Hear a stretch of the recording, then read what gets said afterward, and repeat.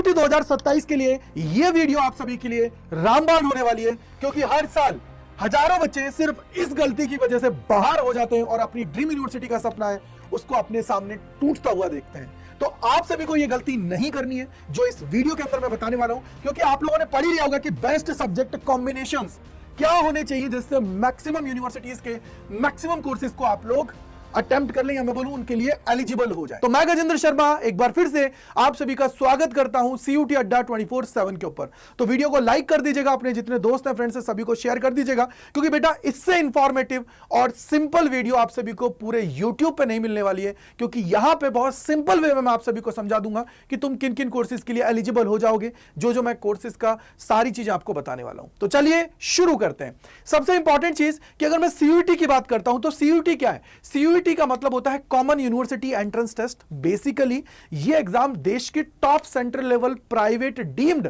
और state universities के अंदर एडमिशन लेने के लिए कंडक्ट कराया जाता है। इसको कंडक्ट कराने वाली बॉडी का नाम है एनटीए, और जिसकी देखरेख में ये सारी चीजें होती हैं वो है हमारी यूजीसी। आई होप आप लोग समझ गए होंगे। अब बारी आ जाती है कि इसका एग्जाम पैटर्न क्या है, मार्किंग स्कीम क्या है, कितने सब्जेक्ट्स होते हैं जिनमें से आप सभी को चुनना होता है अपनी जो ड्रीम यूनिवर्सिटी जो आपने देखी है उसके लिए। तो सबसे पहले अगर मैं यहां पे बात करूं तो टोटल नंबर ऑफ सब्जेक्ट्स की बात करोगे तो यहां पे 37 आप सभी के पास होते हैं, यानी कि आप सभी के सामने एक बहुत बड़ा बकेट है। उसमें से आप सभी को अपनी रिक्वायरमेंट के अकॉर्डिंग पेपर्स को सेलेक्ट करना है। तो टोटल कितना है? 37 है। अब 37 को 3 सेक्शंस के अंदर डिवाइड किया। एक होता है लैंग्वेज सेक्शन, दूसरा होता है डोमेन सेक्शन, तीसरा है जनरल एप्टीट्यूड टेस्ट यानी कि जीएटी। अब इसमें से 13 लैंग्वेजेस हैं, 23 डोमेन्स हैं, और एक की अगर मैं बात करता हूं वो जनरल एप्टीट्यूड टेस्ट है।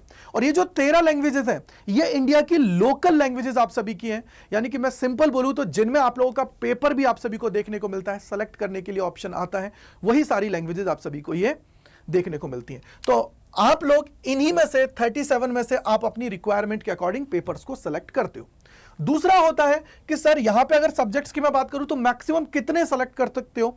तो जब तक मैं ये वीडियो बना रहा हूं एनटीए ने ऑलमोस्ट लास्ट 2 साल से तो ये चीज क्या कर रखी है, फिक्स कर रखी है कि आप मैक्सिमम 5 सब्जेक्ट चुन सकते हो। अब 5 के अंदर इन्होंने क्लियर कट बोल रखा है कि जिसमें आप लोग लैंग्वेज भी ले लें, जनरल एप्टीट्यूड टेस्ट है वो लेना है, वो सारी चीजें लेके आप मैक्सिमम 5 ले सकते हो। यानी कि इन्हीं 5 को हमें इस तरीके से चुनना है जिससे मैक्सिमम यूनिवर्सिटीज को हम लोग टारगेट कर जाएं और अपना ड्रीम है उसको कंप्लीट कर लें। सीबीटी मोड में पेपर होता है, यानी कि कंप्यूटर स्क्रीन के ऊपर आप सभी का ये पेपर है उसको कंडक्ट कराया जाता है। दूसरी चीज, हर एक सब्जेक्ट के अंदर 50 सवाल आप सभी को देखने को मिलता है, यानी कि 50 क्वेश्चंस होते हैं और सारे के सारे कंपल्सरी होते हैं। 60 मिनट का टाइम आप सभी को दिया जाता है इस पेपर को कंप्लीट करने के लिए। और दूसरी चीज, यहां पे आप लोगों का पेपर है वो शिफ्ट वाइज होता है, और साथ ही साथ यहां पे अगर मैं मार्किंग स्कीम की बात करूं तो सही करने पर +5 मिलता है, गलत करने पर -1 की नेगेटिव मार्किंग आप सभी को देखने को मिलती है। आई होप आप लोग समझ गए होंगे कि सीयूटी क्या है, इसका ओवरव्यू क्या है। अब बात आती है जो सबसे बड़ा है, जो जिसकी वजह से स्टूडेंट्स परेशान होते हैं हर साल, और लाखों स्टूडेंट्स की मैं अगर बात करूं तो उनका ड्रीम टूट जाता है सिर्फ गलतियों की वजह से। तो अब आपको थोड़ा सा सतर्क होकर ये वीडियो देखनी है। तो यहां पे बात आ गई है बेस्ट सब्जेक्ट कॉम्बिनेशंस की कि सर कौन से मैं यहां पे ले सकता हूं जिससे मेरा काम हो जाए और मैक्सिमम यूनिवर्सिटीज के मैक्सिमम कोर्सेज को मैं यहां पे कंप्लीट कर जाऊं और उनके लिए एलिजिबल हो जाऊं। तो यह आप सभी का होता है 1 लैंग्वेज 3 डोमेन 1 जीएटी। काम हो जाएगा। चाहे आप लोग यहां पे किसी भी, मैं बोलूंगा कि स्ट्रीम के हो, साइंस के हो, कॉमर्स के हो, आर्ट्स के हो, आप लोगों को इसी पे फोकस रखना है। अब हो सकता है कि कहीं आपका जीएटी की रिक्वायरमेंट ना हो, लेकिन होता है ना कि सर अभी मैं कुछ सोच रहा हूं, बाद में मेरा कुछ और करने का मन कर जाए, तो ऑप्शंस रहे, ये ध्यान रख लेना है। ठीक है जी। तो सबसे पहले अगर मैं बात करूं साइंस के लिए तो 1 लैंग्वेज 3 डोमेन 1 जीएटी हुआ, और ये जो लैंग्वेज और डोमेन्स हैं क्लास 12th के ही होने चाहिए, क्योंकि जैसे डीयू की मैं बात करता हूं, बीएचयू की मैं बात करता हूं, और भी बहुत सारी यूनिवर्सिटीज हैं जिसके अंदर ये कंपलसरी है। अदरवाइज आप लोग पहले ही बाहर हो जाओगे। तो ये लैंग्वेज और डोमेन्स की मैं बात करूं क्लास 12th के होने चाहिए। साथ ही साथ कॉमर्स में भी सेम ऐसा ही और आर्ट्स में भी सेम ऐसा ही। लेकिन अब आर्ट्स में एक प्रॉब्लम और होती है, जैसे राजस्थान हुआ, यूपी साइड हुआ, तो वहां पे क्या होता है कि बच्चे पॉलिटिकल साइंस हिस्ट्री के साथ इंग्लिश लिटरेचर पढ़ते हैं, हिंदी लिटरेचर पढ़ते हैं, जिसकी वजह से वो लोग वहां पे एज ए सब्जेक्ट उसको कंसीडर करते हैं, मतलब एज ए मेजर सब्जेक्ट है, डोमेन की तरह कंसीडर करते हैं। लेकिन सीयूईटी के अंदर वो नहीं है, वो लैंग्वेज के अंदर कंसीडर किया जाता है। तो वो बच्चे जिनके 3 डोमेन नहीं हो पा रहे हैं, जैसे फिजिक्स केमिस्ट्री मैथ हुआ, फिजिक्स केमिस्ट्री बायोलॉजी हुआ, अकाउंटेंसी बीएसटी इकोनॉमिक्स हुआ, और अगर मैं आर्ट्स की बात करता हूं तो हिस्ट्री पॉलिटिकल साइंस ज्योग्राफी हुआ, या हिस्ट्री पॉलिटिकल साइंस इकोनॉमिक्स हुआ। अगर ऐसे नहीं है आपके पास, मान लीजिए पॉलिटिकल साइंस हिस्ट्री और हिंदी लिटरेचर है या इंग्लिश लिटरेचर है, तो उस केस में आप क्या करेंगे, 2 लैंग्वेज ले लेंगे, 2 डोमेन और 1 जीएटी। ये दिमाग में आप लोगों को बिठा लेना है अच्छे से। और अगर ऐसा आप लोग कर लेते हो तो आप लोग डीयू, बीएचयू, जेएनयू, एयू ऐसी मैक्सिमम यूनिवर्सिटीज के लिए एलिजिबल हो जाएंगे। अब मैं आपको लेके चलता हूं और थोड़ा डीप में, जिससे चीजों को और आसानी से आप लोग समझ पाएंगे कि किस कोर्स के लिए कैसे आप लोग एलिजिबल होंगे। फॉर एग्जांपल, अगर मैं ये कहता हूं कि अगर आप साइंस के स्टूडेंट हैं, तुम्हारे पास 1 लैंग्वेज, 3 डोमेन, 1 जीएटी है, तो तुम किन किन कोर्सेज के लिए एलिजिबल हो सकते हो। जैसे डीयू को भी मैंने यहां पे इंक्लूड कर लिया है, बीएचयू को भी इंक्लूड कर लिया है, और भी बहुत सारी यूनिवर्सिटीज को करके मैं बता रहा हूं। जैसे अगर आप लोग पीसीएम के स्टूडेंट हो, आपके पास 1 लैंग्वेज है, पीसीएम के हो आपने, तो यहां पे देखोगे 1 लैंग्वेज, 3 डोमेन में पीसीएम है और जीएटी है, तो इससे आप बीएससी कर सकते हो जो मैथमेटिक्स से रिलेटेड है। मैनेजमेंट के कोर्सेज जैसे बीबीए, बीएमएस, बीबीई, इन सभी के लिए एलिजिबल हो। क्यों? क्योंकि इनके लिए जरूरत होती है 1 लैंग्वेज, मैथमेटिक्स, 1 डोमेन और जीएटी, यानी कि 2 डोमेन हो गए, इनमें से 1 मैथमेटिक्स होना चाहिए और जीएटी। बीकॉम के ऑनर्स हो या आप लोगों का प्रोग्राम हो, या फिर मैं बात करूं बीए के सारे कोर्सेज के लिए आप लोग एलिजिबल हो। लेकिन अगर आप पीसीबी वाले हो, यानी कि 3 डोमेन में आपका पीसीबी है, तो बीएससी आप लोग बायो से रिलेटेड कर सकते हो, जैसे जूलॉजी, बॉटनी और इनमें लाइफ साइंस और इनमें। बीकॉम प्रोग्राम के लिए एलिजिबल हो, ऑनर्स के लिए नहीं हो, क्योंकि ऑनर्स के लिए आपके पास मैथ्स या अकाउंटेंसी में से 1 होना कंपलसरी है, ठीक है। फिर बीए में भी आप सारे बीए के लिए एलिजिबल नहीं हो, बीए इकोनॉमिक्स ऑनर्स के लिए आप लोग एलिजिबल नहीं हो, क्योंकि वहां पे मैथ की रिक्वायरमेंट होती है। अगर मैं बीएचयू की बात करूंगा, इन सभी से आप लोग बीए, बीएलएलबी, बीवॉक, बीएससी और इसके अलावा और भी बहुत सारे कोर्सेज के लिए एलिजिबल हो जाते हो। यानी कि एक तरीके से आप सभी के लिए लॉटरी आ जाती है अगर आप ये ले लेते हो तो, ठीक है। याद रख लेना, 1 लैंग्वेज, 3 डोमेन, 1 जीएटी। इसी प्रकार से आगे मैं चलता हूं, तो अगर आप कॉमर्स के स्टूडेंट हो, ये तो साइंस की बात करी मैंने, कॉमर्स के हो तो आपने भी क्या ले रखा है, 1 लैंग्वेज, 3 डोमेन, 1 जीएटी अगर आपने लिया है, तो इसकी वजह से अब यहां पे बच्चा क्या होगा, या तो मैथ के साथ होगा या विदाउट मैथ्स होगा। अगर मैथ्स वाले हो तो बीए के लिए एलिजिबल हो, बीए के हर बीए के लिए, मैनेजमेंट के कोर्सेज के लिए एलिजिबल हो, बीकॉम ऑनर्स और बीकॉम प्रोग्राम के लिए एलिजिबल हो। लेकिन विदाउट मैथ्स हो तो भाई देखो, विदाउट मैथ्स की बात कर रहा हूं, बीए के लिए एलिजिबल हो, बीकॉम ऑनर्स कर सकते हो, मैनेजमेंट के कोर्सेज नहीं कर सकते हो, BCom programme and BA economics honours को आप लोग नहीं कर सकते हो। क्यों? क्योंकि इसके लिए मैथ्स रिक्वायरमेंट है।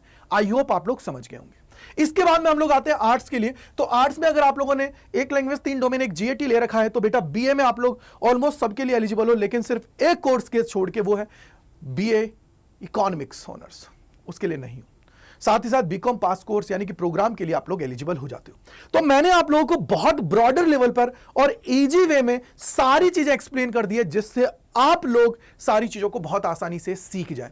और पूरे YouTube पे इतने सिंपल तरीके से और इतने इजी तरीके से बेटा आपको किसी ने ना ही कोई समझा पाएगा और ना ही समझाया होगा। अब बात आती है कि सर देखो, कट ऑफ बहुत हाई जाती है, और जब कट ऑफ आई जाती है तो हम लोगों को अपने आप को अभी से तैयार करने की जरूरत है, और जब हम अपने आप को तैयार करते हैं तभी जाके बात बनती है। तो उसके लिए सीयूईटी अड्डा ने आप सभी के लिए 2027 के जो बैचेस हैं उनको लॉन्च कर दिया है। तो आप लोग ये जो कूपन कोड दे रखा है, इसको यूज करके मैक्सिमम डिस्काउंट ले सकते हैं। साथ ही साथ कोई डाउट, कोई परेशानी है तो आप लोग इस पे मेल कर सकते हैं। इस कूपन कोड को यूज करने से आप लोग अपने भाई के साथ जुड़ोगे, मेंटोरशिप में आओगे। साथ ही साथ आगे बढ़े तो कोई भी एडमिशन रिलेटेड क्वेरी है, इस नंबर पे कॉल कर सकते हैं। साथ ही साथ आप बैच को कैसे लेना है तो वो मैं बता देता हूं। तो सबसे पहले अड्डा 24/7 सर्च करना है, पहले लिंक पे क्लिक करना है, इसके बाद में ऑल कोर्सेज पे जाना है, देखो, और इसके बाद में यूजी एंड पीजी पे जाओगे, सीयूईटी यूजी पे क्लिक करोगे। अब देखो, आपको बैच चाहिए तो बैच भी ले सकते हो, लेकिन मैं हमेशा से कहता आया हूं कि भाई अगर आप लोग महापैक की तरफ जाओगे तो वो आप लोगों के लिए सही है, क्योंकि महापैक में जितने भी बैचेस अभी तक आए हैं, जितने भी आएंगे, सब कुछ आपको मिल जाते हैं। तो उसके लिए आपको क्या करना है, सीयूटी महापैक पे क्लिक करना है।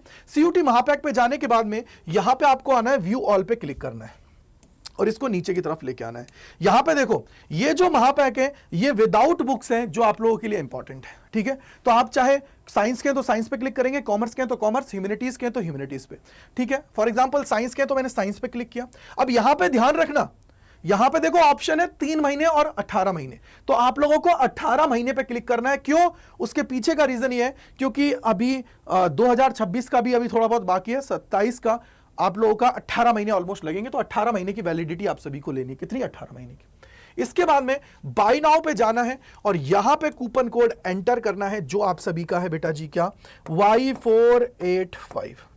जैसे ही Y485 आप लोग अप्लाई करेंगे वैसे ही आप सभी को मैक्सिमम डिस्काउंट मिल जाएगा और 11,519 रुपए में पूरा आपको क्लास 12th प्लस CUET का सब कुछ आप सभी को यहां पे मिल जाएगा। आई होप आप लोगों को समझ में आ गया होगा। तो Y485 कूपन कोड लगा के आप लोग एनरोल कर लीजिए और अपनी तैयारी स्टार्ट कर दीजिए, क्योंकि इससे बेहतरीन चीज नहीं हो सकती है आप सभी के लिए। और अगर आपको सिर्फ बैच स्पेसिफिक जाना है तो उस केस के अंदर आप यहां पे आएंगे। मान लीजिए साइंस में जाना है तो साइंस पे गए और यहां पे देखो ये रहा, देखो ये रहा 2027। इसी तरीके से अगर आपको बुक्स का चाहिए तो बुक्स में भी आप लोग जा सकते हो, लेकिन अभी बुक्स वाला अवेलेबल नहीं है।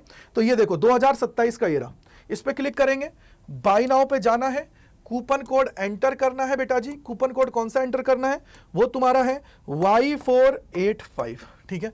Y485 अप्लाई करेंगे तो ये देखो, ये आप सभी को मिल रहा है 13,000 में। तो मैं आपको क्लियर कट बोल रहा हूं कि महापैक सबसे बेस्ट है, जाके ले लीजिए और अपनी तैयारी स्टार्ट कर लीजिए, क्योंकि फिर मौका नहीं होगा। स्कोर अभी से हम लोग जब जाएंगे तो क्लास 12th भी तैयारी हो जाएगी, CUET भी तैयार हो जाएगा और ड्रीम यूनिवर्सिटी का सपना है वो भी साकार हो जाएगा। इसके अलावा कोई भी डाउट, कोई भी मन में कंफ्यूजन है तो कमेंट सेक्शन के अंदर लिखिएगा, जिससे मैं उसको दूर कर पाऊं। तो thank you, bye bye to all, God bless you, जय हिंद, जय भारत।